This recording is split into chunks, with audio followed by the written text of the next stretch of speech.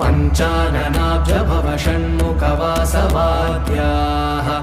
त्रैविक्रमादिचरितं विबुधास्तु वन्दी भाषापतिः पठति वासरशुद्धिमारात् शेषाद्रिशेखर विभो तव सुप्रभातम्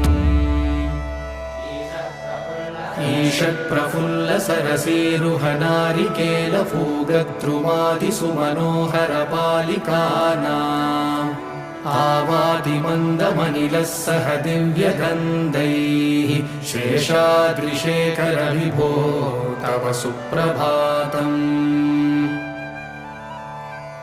उन्मील्यनेत्रयुगमुत्तमपञ्जरस्ताः पात्रावशिष्टकदलीफलपायसानि भुक्त्वा सलीलमतकेलिसुखाः पठन्ति।